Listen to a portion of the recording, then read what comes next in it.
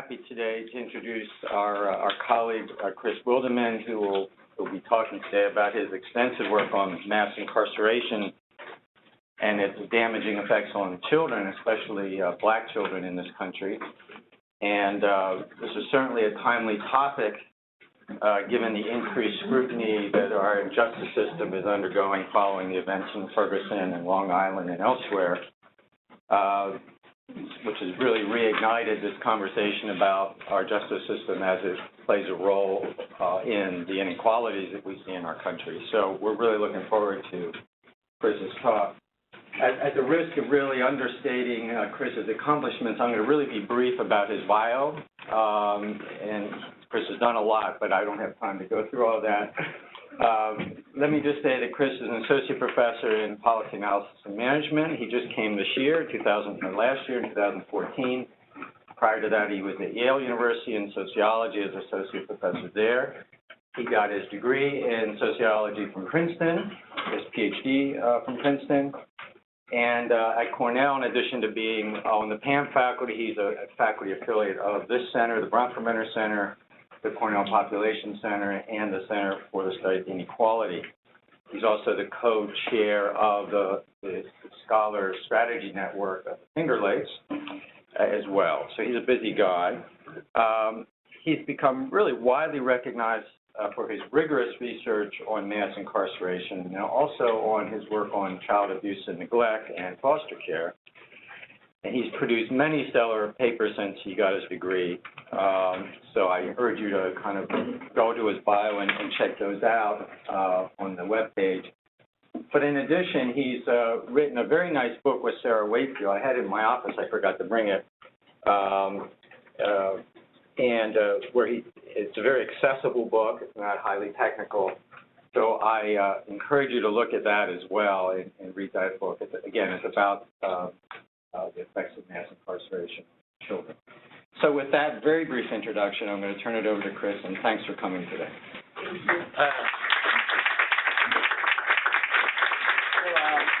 Thanks so much for the nice introduction, John, and thanks everybody for coming. There's still a seat. Maybe I'll just move the seat to a central location so people feel less stigmatized rolling in late. So what I'm going to present on today is the book project that John mentioned, which is a collaboration with my friend Sarah Wakefield, who's at Rutgers University, Newark now.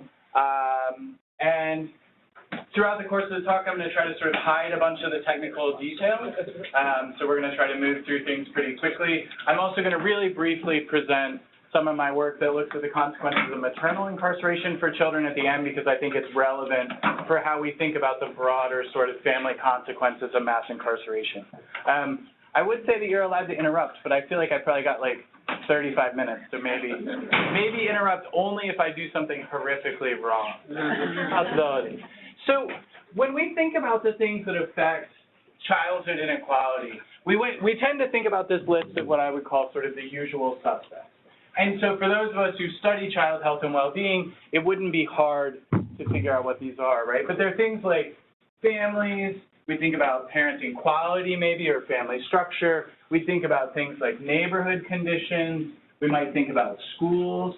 But we have this sort of standard list of things that we think drive social inequality in the U.S., and especially childhood inequality in the U.S. And so what Sarah and I wanted to do with this book was to add the penal system to be added, or to add the penal system to the list. And I'll read our argument just so I don't mess it up. But the argument of the book is that mass imprisonment has dramatically altered the life course of poor and minority children with detrimental effects on their life chances that are sufficiently large to exacerbate Black-white inequality among adult children. And to build that argument, I'm going to start by defining mass incarceration. I'm then going to talk about how mass incarceration affects inequality among adult men. And then I'm going to close by talking about the book project, where we estimate how much it affects racial inequality among children. So what is mass incarceration? According to David Garland, mass incarceration has two defining characteristics. The first is historically novel and comparatively extreme rates of incarceration. So this is about the total rate. The second part has to do with the concentration of imprisonment. And according to Garland's argument, imprisonment becomes mass imprisonment when it ceases to be the incarceration of individuals and becomes the systematic imprisonment of an entire group. Now, Garland is not somebody who necessarily thinks of systematic imprisonment with any sort of racist undertones, just that it's the systematic imprisonment in the sense that it happens in a very, very concentrated sort of way. So I just want to divorce those things from each other for this talk and just talk explicitly about the concentration without sort of all the how we got to those rates. Now, when we think about historical novelty in the U.S., we're thinking about how the rate compares to earlier time periods. And so what you see here is a graph of the imprisonment rate in the U.S. from 1925 to 1973. And with a couple exceptions, especially right around World War II, the U.S. imprisonment rate hovered between about 90 and 110 per 100,000 for this entire period. Now, when you look at the period after that, I obviously need to update this by a bunch of years, but, you know, whatever. The main finding is still there. So what you see is that the U.S. imprisonment rate increased from about 100 per 100,000 to about 500 per 100,000 in just about 30 years, right? So we've gone from this sort of stunning continuity to this dramatic increase. So that's the historical novelty piece of things. The other way to think about it is comparatively. And when we think comparatively about how important incarceration, or how different incarceration is in the U.S. than in other countries, we want to compare to the other developed democracies, essentially, right? And so if we compare our incarceration rate, this includes both prisons and jails, which is why it's higher than the imprisonment rate I showed you in the last slide. If we compare that to the incarceration rate in the United Kingdom, Spain, Netherlands, all of which have experienced relatively large increases in incarceration relative to other developed democracies over this period, or Denmark, or Austria, we see that the U.S. is sort of an extreme outlier in terms of incarceration, right? These are things that most of us are familiar with, but I think are important just to sort of lay the groundwork. Now, when we think about the concentration component of things, we can think about it as a point in time risk.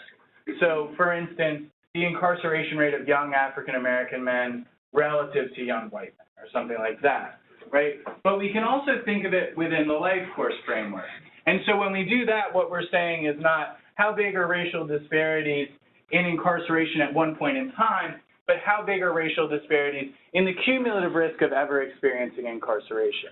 And so here we have some estimates from two different birth cohorts of African-American and white men. And I just want to draw your attention to a couple findings. So first, for all African-American men born in the early 70s, 22.8% could expect to experience imprisonment by their early 30s. Now, this is prison incarceration, right? This isn't somebody who was in for 10 days while they were sort of waiting on bail or something like that. This is someone who was sentenced for at least a year in most states, in some states longer. And so this is what we would think of as a strong treatment. For white men from that same birth cohort, the risk is about 2.8%. When we break things down further and look at folks who didn't complete high school, we see that 62.5% of African-American men born in the early 70s who didn't end up finishing high school experienced imprisonment at some point by their early 30s. So when we talk about incarceration being historically novel, comparatively extreme, and highly concentrated, this is sort of the progression of things that we're talking about. Now, the lifetime risk of imprisonment is unequally distributed, as I just showed you, and the effects of imprisonment on individuals are often large. So there's a really big research literature on this in a whole host of domains, but there's this interesting paradox because the effects of mass incarceration on inequality among adult men are often small, even though it's a highly unequally distributed event and has large individual level effects. So let me just give you a couple examples. So if you think about earnings, so African-American men are about 8 times more likely to ever experience imprisonment than white men, and the mark of a criminal record decreases earnings by about 30%. This is like the thing that people have most obsessed about in this literature. So there's a whole big range of point estimates, but I think 30% is a pretty good one based on sort of research design and what folks have consistently come up with.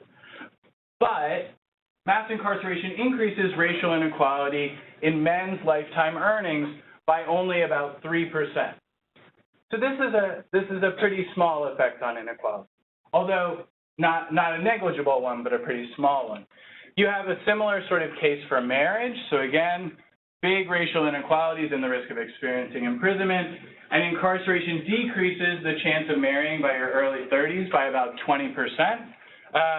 But the consequences of mass imprisonment for racial inequality in the chance of marrying by your early 30s is only about 4%. So again, pretty small effects on inequality, even though it's a highly unequally distributed event that also has large individual level effects. So why would that be the case? Let's do audience participation time. You don't have to identify yourself for the recording, I promise. So why would that be the case? Why might we expect to see this? I don't see how you could put small. That's not an answer. Okay. I'm better get in the back. Go on. Yeah. Because there's so many other factors already contributing to inequality. Right.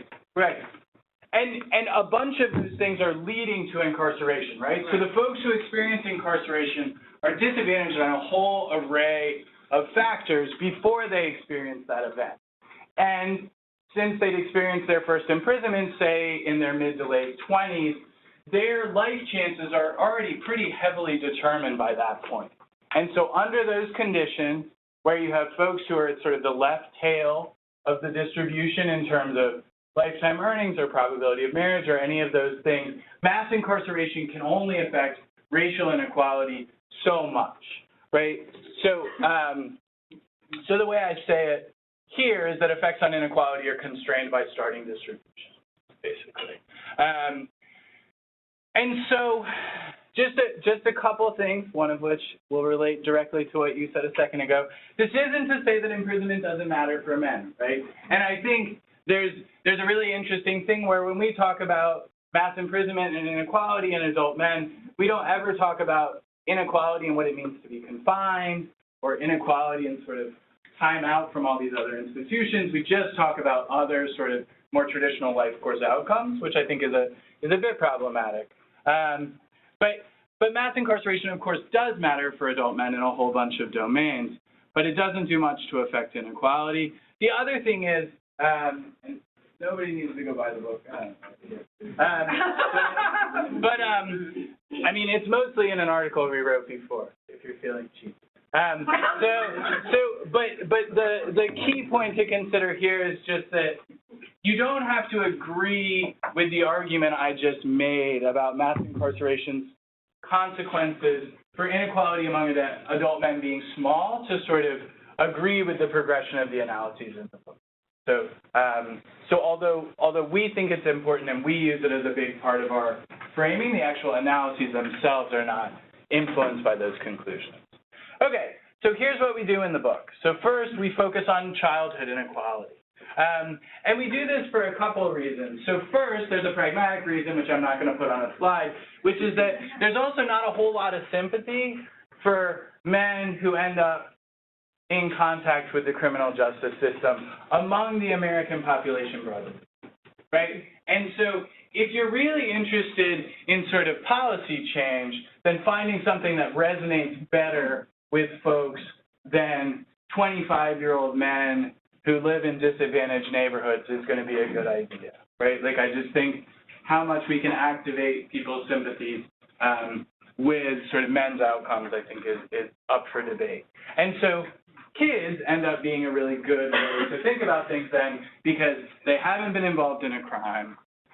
We think of them as being sort of not having any agency in their families or how things are going. And so in a lot of ways, it's easier to think of them as victims of the criminal justice system in a way that you wouldn't necessarily think of sort of all men who come in contact with the criminal justice system. So that's the pragmatic reason. The reason in terms of the broader research literature is that kids' life chances are a lot less determined than their parents. And this is mostly just a function of age, right? Like the variance on an 8-year-old's outcomes in their mid-30s is going to be a lot bigger than the variance on somebody in their mid-20s outcomes in their mid-30s, right? And so you can actually see much larger effects on inequality because the starting distribution, these kids are going to be further to the left tail of the distribution than their parents are. The other thing that we think is important is that it lets us think about the consequences of mass incarceration, not just for inequality today, but also for inequality tomorrow. I think as you sort of hear people talk about reducing the incarceration rate and the importance of doing that, one of the things that you sort of implicitly hear, or at least an undertone that I feel like is usually there in these dialogues, is that like once we just get the incarceration rate back to whatever point we think it should go to, and we don't need to throw out numbers where we think the incarceration rate should be, but once we get it back to that point, we're good, right? Like, okay, this is great. But if you think about there being this entire generation of children who have been exposed to this risk factor for poor outcomes in adulthood, then the consequences of inequality, or the consequences of mass imprisonment for inequality, could actually spill out a lot longer. And so we thought focusing on consequences for kids would drive that home to people in a way that hasn't been there. So specifically in the book, we're going to ask a couple of questions, or one main question. So how has mass imprisonment affected racial inequality in children's mental health and behavioral problems, as well as their risks of homelessness and infant mortality? I should say, too, just sort of very briefly, we don't do anything on Hispanics because you can't do good cross-cohort comparisons for the demographic estimates we generate for Hispanics. And so we would have had a much higher level of uncertainty in those estimates than we were comfortable with. But the lack of research on Hispanics and incarceration is just a huge gap in this entire literature. Like I feel like whenever I had a new PhD student come in at Yale who wanted to do stuff on incarceration, it was like, you got to do stuff on Hispanics. Like we, A, just need to know, and B, you need to get a job. So this will be good in both of those regards, and they never did, but I don't think students listen to me in general. So why do we focus on these outcomes? So we focus on mental health and behavioral problems for a couple of reasons. First, because sort of all kids experience some of them, right? Like I have a 4-year-old, she was exhibiting a whole bunch of behavioral and mental health problems this morning when I was trying to get her. But they're yeah, but they're things that all kids experience some of, and so we have this nice distribution that we can build up, and that helps us better identify effects so we can be really confident in them. The other thing is that these things are linked with basically everything in adulthood, right? If you're looking at sort of a broad range of behavioral and mental health outcomes in childhood, then this tells us or gives us some strong indication of how kids are going to end up down the road. And so we think it's an important or a series of outcomes because of that. We focus on homelessness and infant mortality for sort of similar but different reasons. First, so I've always been interested in really sort of severe forms of childhood disadvantage. The stuff I'm doing now with child abuse and neglect is sort of spinning off of that. But so I was just really interested in how mass incarceration pushes the very bottom of the population further and further down. So I thought that was something that we needed to know about. Sorry, I drink a lot of water.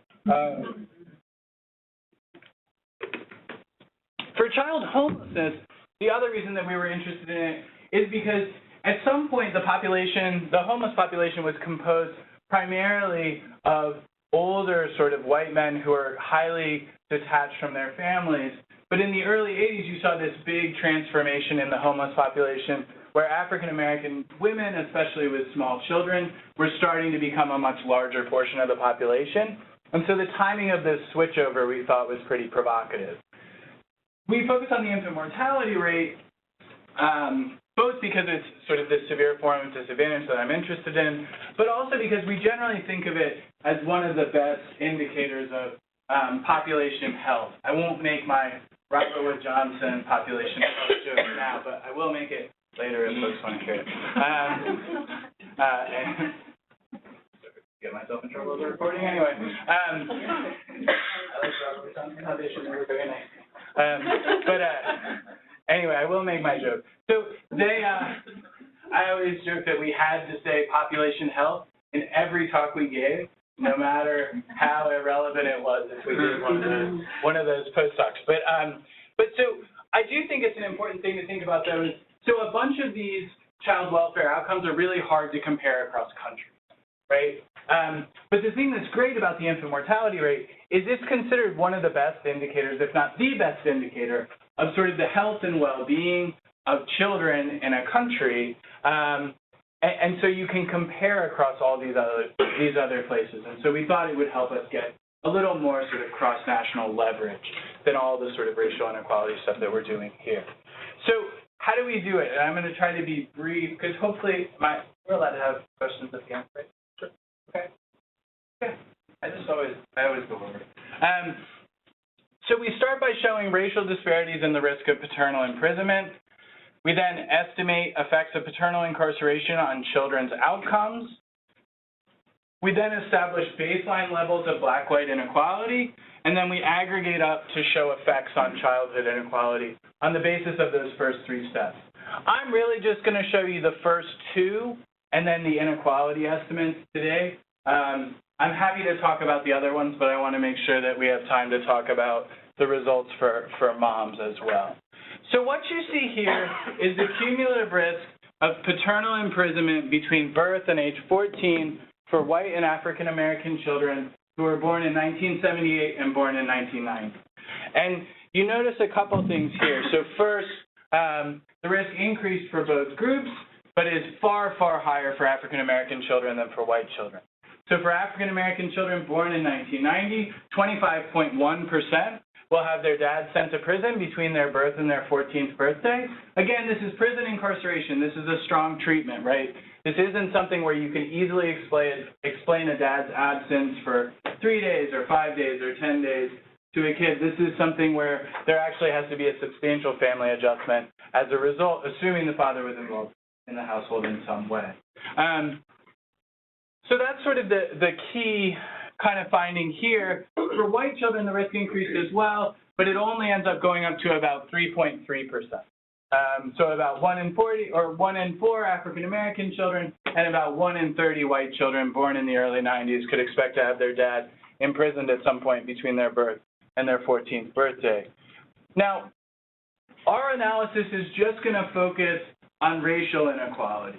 But if we also wanted to talk about the combination of racial and class inequality, this figure I think ends up being important. I apologize that I'm in the way the whole time. So there are two things that I just want to draw your attention to. First, African American children whose dads didn't finish high school had a 50.5% chance of having their dad in prison between their birth and their 14th birthday. So this means that for African American children born in 1990 to dads who didn't finish high school, imprisonment is a modal outcome, or paternal imprisonment is a modal outcome. The second thing that you notice, and it's very hard to see because it's down here way at the bottom of the left tail, but so every group except white children of college-educated fathers experience pretty substantial increases in this risk. But white children of college-educated fathers experience almost no increase in the risk of paternal imprisonment over this period. So the risk increased from about 0.9% for the 1978 birth cohort to about 1.1% of the 1990 birth cohort. But so that means that African American children of high school dropouts are roughly 50 times more likely to have their dad go to prison in their childhood than white children of college-educated fathers. And I think that really highlights just how large the inequality is in this risk. So that's the first stage. In the second stage, we estimate the effects of paternal incarceration using sort of the best data sets that we have available for doing that. And so for some of these outcomes, that's going to be the Fragile Families and Child Wellbeing Study. For some, it's going to be the Project on Human Development in Chicago Neighborhoods. And for some, it's going to be the Pregnancy Risk Assessment Monitoring System. I'm happy to talk about any of those data sets more as you want in the Q&A. Just to give you a sense of sort of the methods that we used. So we used covariate adjustment for all the outcomes because we had data available that we could do that. We use sample limitations, where we try to diminish unobserved heterogeneity by limiting the sample to groups that are similar on sort of a host of outcomes. For all of them, we were able to use propensity score matching for 3 of the 4 outcomes, fixed effects for 2 of the 4 outcomes, and a placebo or synthetic regression for 1 of the 4. So the way I would think about that is our results for regression are going to be the most robust across model specifications because we've had sort of essentially more chances to torture that estimate into going away. And for things like the infant mortality, we can't sort of test as rigorously. So you want to take sort of the high and low estimate that we show with a grain of salt as a result. I'm going to move through this quickly.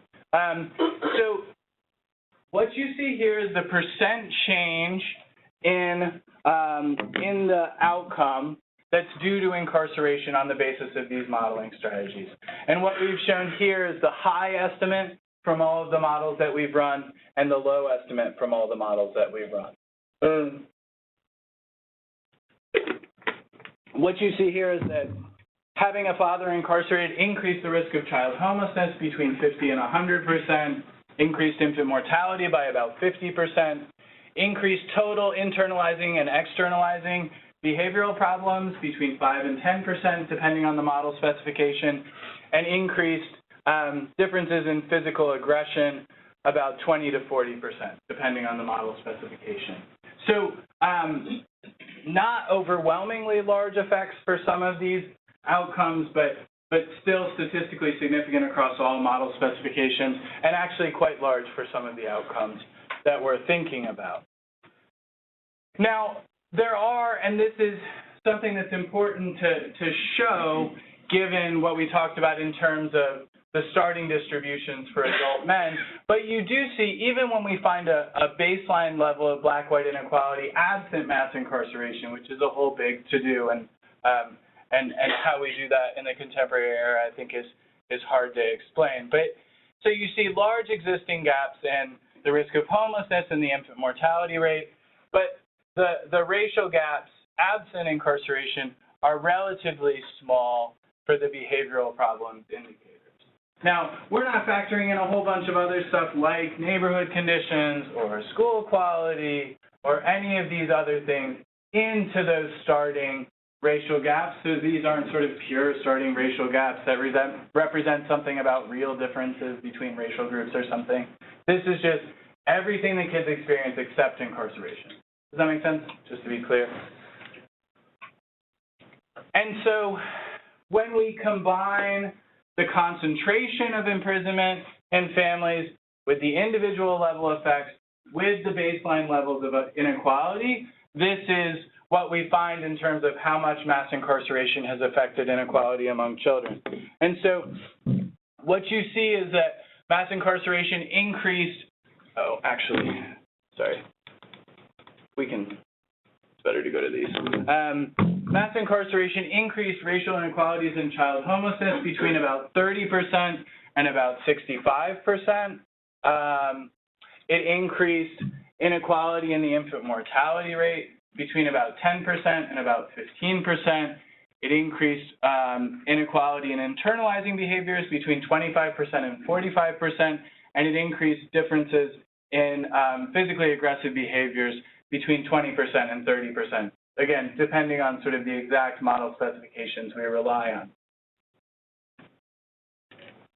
Now, again, some of those might not seem sort of overwhelmingly large, but I think there are sort of 2 reasons that we should think of them as being very large. The first, and how many folks here do sort of macro level inequality kind of stuff? Show of hands. I live it. Okay. You've had the 2 best responses so far.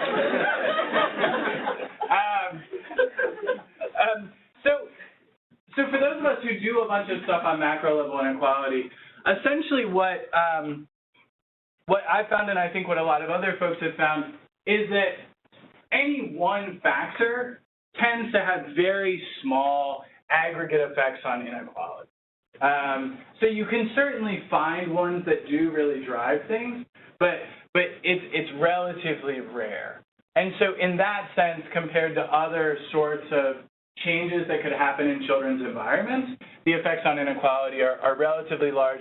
The other thing is, so the smallest effects we find on inequality are for total behavioral problems, and it's between 5 and 10%. But what we found for adult men, right, is that mass incarceration increased racial disparities in lifetime earnings for men about 3%, and racial disparities in the probability of marrying by your early 30s by about 4%. So even the smallest effect that we see for inequality among children is larger than the effect that we see for inequality among adult men. And so I think when we think about the consequences of mass incarceration for inequality, this ends up being sort of the key point, is that if anything, by focusing exclusively or almost exclusively on how mass incarceration exacerbates racial disparities among adult men, we may have actually missed sort of the largest effects that it's had on inequality. So there's one more wrinkle, though, and this is something I do want to get to very briefly, and then I do want to have some questions. So our argument applies only to paternal incarceration. Maternal incarceration is a totally different story. And there are a couple reasons why that's the case. So first, this is the cumulative risk of experiencing maternal imprisonment for these same two birth cohorts of children. And so what you see, and everybody knows this, but far fewer women experience incarceration than men. And so only about 3.6% of African American children will have their mother imprisoned between their birth and their 14th birthday, compared to 25.1% of them having their dad imprisoned at some point. The racial inequality is still large, but because it's such a low cumulative prevalence rate in the population, its aggregate effects on social inequality for most outcomes is not going to be particularly large. So that's the first way in which it's different. The second way in which it's different is that even though children with incarcerated mothers tend to face a whole host of obstacles, it looks like those are driven more by pre-existing disadvantage than by the mother's actual incarceration. So what you see here are just descriptive, this is just a descriptive model where I show how much higher a bunch of sort of behavioral and mental health problems are, just descriptively for kids who have incarcerated moms relative to kids who don't. And so what you see is that red coefficients indicate statistical significance and white indicates statistical insignificance. And so what you see here is that the difference goes from about 0.2 standard deviations to about 0.35 standard deviations. So these are pretty substantial baseline differences in terms of children's behavioral and mental health problems. But the second you adjust for pre-existing economic instability, essentially, so housing instability, earnings, total household income, a whole bunch of other sort of indicators of economic disadvantage, what you see is that all of these relationships except one immediately go to statistical insignificance. And when we adjust for a host of other sort of background level disadvantages that these families face, the effects get sort of smaller and smaller to the point that not only are almost all of all of them are statistically insignificant, but the point estimates are also getting really small for most of them by the end. And so we would argue that maternal incarceration, Sarah wasn't involved in this paper and always wants me to say that when I give this talk. But my friend Kristen Turney was. So if you don't like it, this isn't entirely my fault. But so what you see is that maternal incarceration, when we think about its consequences for social inequality, is a totally different thing, both because it has a much lower cumulative prevalence and also because its effects are fundamentally different. This is sort of a further illustration of that, where we show in the fully adjusted model how the behavioral problems of kids who had both parents incarcerated, just their dad incarcerated, or just their mom incarcerated relate. And what you see is that when we specify the model that way, you see the same statistically significant negative effects of paternal incarceration on kids that we saw throughout the entire process if they just had their dad incarcerated, but you don't see that for the other ones. I'm going to be done in just 2 seconds. But is this all children now on these charts, or just African American? No, this is everyone. All This kids is everyone. and boys and girls. Yep. All kids, boys and girls. Yep, that's right. So, to wrap up, and still with a couple of minutes to have questions, mass incarceration is wide in childhood inequality. The magnitude of estimates ranges from 10% for total behavioral problems to about 65% for child homelessness. And this implies that even if the imprisonment rate returned to 100 per 100,000 today, we would still see large consequences of mass incarceration for at least one generation. And I think in a lot of ways, for those of us who are interested in social inequality, we've only just started to see a glimmer of the consequences of this sort of sea change in imprisonment for American inequality. I'm gonna close there because I bet folks have questions and comments about policies, so I'm just gonna skip those, and then you can make me go back if you want me to. But thanks for your time, and I'm looking forward to it.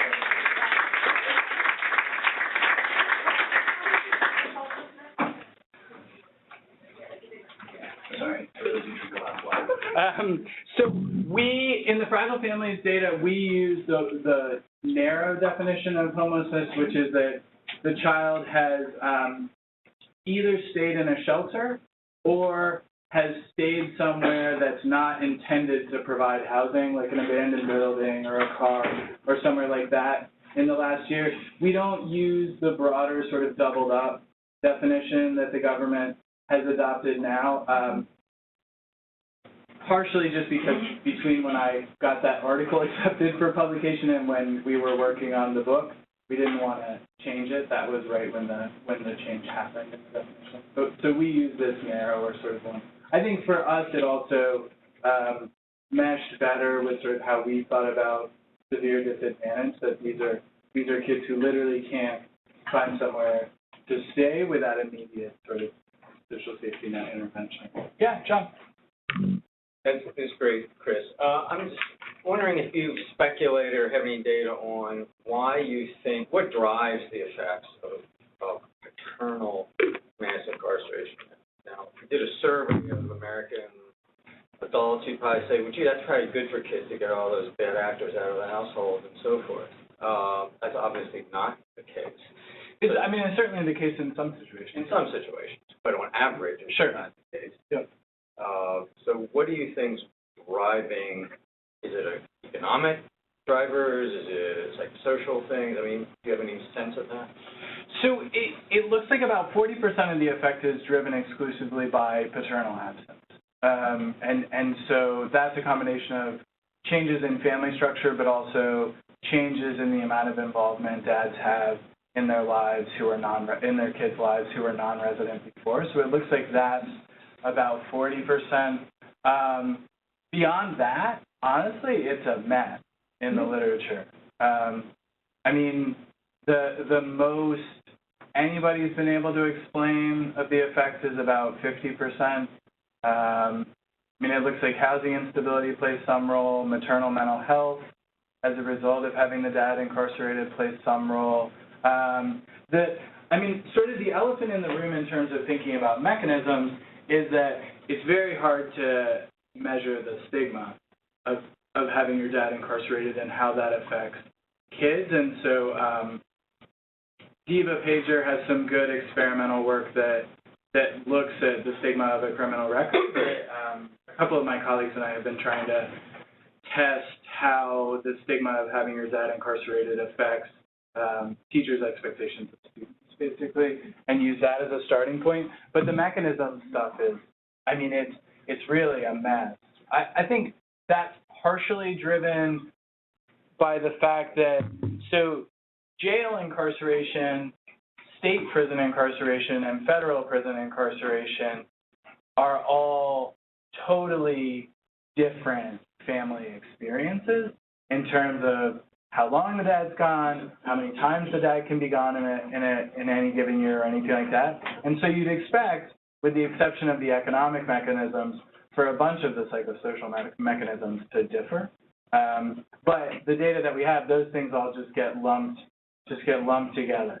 So that's the big problem. All right, you can both go. Oh, okay.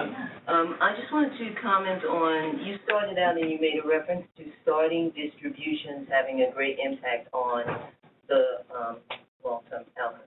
And I was curious if you could give an example, because I don't want to assume that I understand what you mean when you said starting distributions, or anyone in the room. Sure. Yeah, because I had a comment on it, if I understood. Sure. Yeah, sure. So if you think about the distribution of earnings in the U.S., where there are a bunch of people over here at the left tail of the distribution who make nothing or very close to nothing, and then Bill Gates and a bunch of other folks are out here, and it looks a little bit like this in the middle. So you're speaking of like a variety of inequities within distributions, which I view more as the systemic problem of inequity. Sure. The education, health, food system, et cetera, that contributes to that. Yep. And you can think about it that, I mean, you can, although it would manifest itself differently in terms of the data that you were relying on, the ideas complement each other really well. And the only other thing I wanted to say, no other people have a question, is does any of your research reflect Michelle Alexander's book, The New Jim Crow Law, and some other writings by, African American or people of color regarding the criminal justice incarceration? Sure. So I have to admit, I don't think The New Jim Crow is a very good book, and I think it's done a bunch of really important things, but I don't think the book itself is very good. The African American scholar who writes about mass imprisonment, whose work I think is most powerful, is probably Vejla Weaver, who used to be my Vejla Weaver, but it's spelled Vesla. But she gets really mad if you call her Vesla. It's kind of funny actually. But she's done a bunch of really, really nice work on the causes of mass imprisonment. Khalil Gibran Muhammad, I think The Condemnation of Blackness is, although not directly about mass imprisonment, is a really, really important book for folks to read. The other thing that's worth looking at is Michael Fortner had an article, James Foreman had an article come out in NYU Law Review. I think it was called Critiques of the New Jim Crow, and sort of built on some of the things that are really strong about her argument, but then also pushed it in a bunch of different directions. So we wrestle with those ideas to the degree that we can, as folks who also needed to make sure that an audience of mainstream quantitative criminologists would keep the book open, because we really, really wanted to make inroads in terms of the empirical analysis for this. Okay. I'd like to say thank you. This has given me another lens to look at. I don't have a PhD through a college or anything, but I have a PhD from streetology, and so my experience is life experience. And so a lot of what you've talked about kind of like gave me an eye-opener, But, when I think mass incarceration, I don't think in numbers. And I think for me, to try to break it down the way you just did in numbers and stuff is just not emotional enough for me. Sure. But I appreciated it, and I have to be honest, I haven't read Michelle Alexander. I'm meaning to, but now with your view, when I read it, I'll read it open. Just go read Vejla's thing first. I'm going to read both of them. Okay. Yeah. It's shorter, too, which affects me a lot. Okay. However, Vejla Weaver. Spell the name again. Vesla. The article's called Frontlash. The book isn't out yet, but the article is really, it's pretty brilliant, I think. And I also have one question, and don't think I'm being the pessimistic that I am. But I just want to know, how much did you get to do this research, right? Because a lot of money goes to people to do these researches who are not affected by this. Totally. And I mean, we could take that money into the community and kind of eliminate some incarceration. Hold on, let's go back. I can give you it's a great point actually. So let me go back and see who actually funded this. So the Russell Sage Foundation gave us $35,000. The University of Minnesota gave Sarah $20,000 for a final year for a PhD. Harry Frank Guggenheim Foundation sent me a check for $20,000, literally. And Robert Wood Johnson, I have to thank, but it was a broader sort of umbrella, incarceration and population health. But it's true that it's a non-negligible amount of money. I guess the thing I would say is that getting any sort of policy buy-in to directly give money to address these social problems, absent having research that appeals to sort of middle-of-the-aisle kind of audiences, I think is hard. But it's true. I mean, I shouldn't be as well compensated for what I do as I am. Yeah. But I'm not going to give it No, I just started. I'm a part of a group that we're trying to focus on reentry, and I've been reading some, the Fortune Society. Sure. And I'm just amazed with the stuff that's happening. So anyway, this was just good. Thank you. Thank you, ladies, for coming and getting me. Almost missed it. Oh, good. Yeah.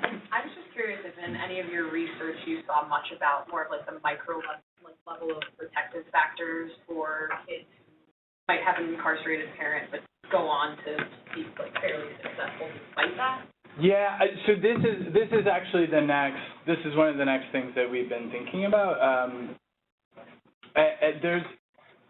There's not, so the thing that's unfortunate is there's not a lot of work on sort of resilience that uses the same data sets that are most often used to isolate individual level effects, or sort of average effects. And so I mean, that's a really, really good opportunity. The two things that we saw in terms of moderators of the effect are domestic violence. So if the dad was violent toward the mother prior to his incarceration, his incarceration had basically sort of a true zero effect on the kid across a couple different outcomes and across a bunch of model specifications.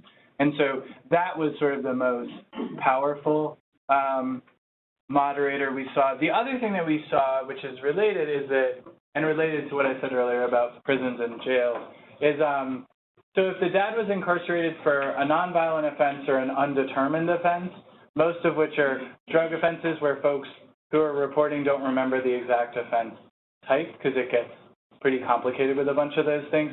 The effects were largest there. If the dad was incarcerated for a violent crime, the effects were significantly smaller, but it's not clear whether that's driven by the fact that violent offenses would tend to be the ones that would lead to a longer period of time apart, and so the family can sort of restart, the mom can repartner, like a new sort of stable family organization can evolve, or if it's driven by something that those offenses are proxies for in the household. But those are the things I saw. Yeah. Question, is there, did you have a thinking behind why you use inequality versus inequity? Inequality is the standard sociological one, so that's why. But you can certainly think about it both ways. Yeah. There was a question in the back. Yeah. I just actually wanted to make a comment because I too struggle with it wasn't emotional and you have to sort of get into that academic mindset. But I just wanted to say, having been born within days of the Brown versus decision that changed the country, as silver-tongued and important as Thurgood Marshall's contribution was, it was Kenneth Clark's data that really drove a lot of what made that the Supreme Court say, my God, this evidence is just overwhelming. So that taught me a lot because I tend to stay away from that kind of thing in terms of my reading, and it's too difficult and charts and all that, but that's something to keep in mind. I'm here today, a graduate of affirmative action, so to speak, would never have ended up in an Ivy League school if it wasn't for that ground. Yeah. No, that's great. Yeah. Just following up on that, I'm just interested in how, if at all, you use this information to do presentations of this nature to people who might change policy or be able to use money more directly to help. Yeah, so I mean, I've been starting to do more policy stuff of late. I mean, it's happening sort of slowly, but it's moving in that direction. So, or if your funders do such things with your. Yeah. I mean, the big thing that I've been involved with in that regard is the Scholar Strategy Network. They have a bunch of sort of engagement with policy, and so there was a congressional hearing that they got us on, and there was something at the White House. So I've been doing some of those things, but it's really just starting. I'm like a baby, so I feel like like all that stuff is just kind of getting rolling. But I certainly, I'm certainly interested in more directly engaging with that stuff. The other thing that, so I was just down in Atlanta for a fundraiser a couple weeks ago for an organization that does stuff for kids with incarcerated parents. And I think that's a place that's pretty intriguing in terms of the possibilities, just because, the federal government wants to fund programs that look at how to moderate the effects of paternal incarceration on kids. I mean, I've talked to a bunch of folks who are pretty high up in HHS who are interested in this, but the only thing that they ever end up launching programs for is mentoring programs. And so the private foundations, I think, in some ways are more viable as a way to get more creative programs established that could help give models for good future policy, especially about sort of diminishing the negative effects. But yeah, I think all this stuff is interesting, but I'm just kind of getting going. Thank you. Yeah. Maybe another one or so questions. Oh, sorry. You were right. I called. I apologize. No, that's good. I got a question. You talk a lot about risk factors of children. What actually look at how many kids with incarcerated parents end up in the juvenile system? So the data are just a mess.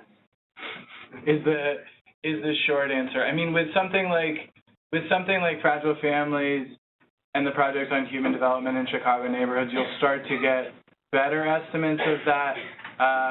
But we don't really have good population level data where we can make those connections. We can do it in Denmark, and we can do it in Sweden, and in Norway, a bunch of other places where they have a lot better data than we do, but much different criminal justice systems.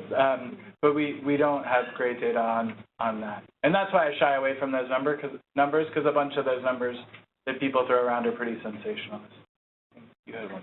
Yeah, it sounds like the story around incarceration is everything that happens before you get incarcerated, right? Not for children, but for the people who are incarcerated. Yep. So, and I forget my naivete, but the increases in incarceration that you showed are striking. And I'm wondering, A, what's driving that? And in particular, of the things that are driving that, which of those are more mutable than others? And of course, that would guide policy. This is like a 15-minute response. So I think the thing I'll say, so there's actually a good 30-second response, is we don't actually have a good rigorous empirical sense of what drove mass incarceration. Privatization of the prison system. There's so many people making money on it. No. We don't have a good empirical sense of what drove mass incarceration. We absolutely don't. Yeah. It goes all over the place depending on the models you use and the data you use, and so this I think is the real problem. Is we all have strong ideas about what drove it, and I have ideas about that too. But empirically, we don't actually have a good sense. And so this is the really big problem. I think there's some disagreement. Well, there's a lot of anecdotal evidence. Look at the Those are very, I mean, that's like saying that all racial disparities in incarceration are driven by crack versus powder cocaine distinction. They're high profile, but they have a very low effect on sort of the total change. That's just my opinion. No, I think the criminal justice class. The tip of the iceberg is what it is. So we don't have a real good sense, and we need to actually go back and get historical data to figure that out better. That's what I was getting ready to say. Is anybody doing that work? I mean, that's a really enormous. So Chris Muller has done some early stuff, so like immediately before mass incarceration stuff. There's a bunch of great stuff like Vegela's stuff that I mentioned that's more historical in nature, but we literally have to go back and recollect data because the data that we have over the course of the prison boom is not something that you can make strong causal statements. Mm-hmm. Well, I'm sorry to stop, but I'm sure Chris would be happy to hang around for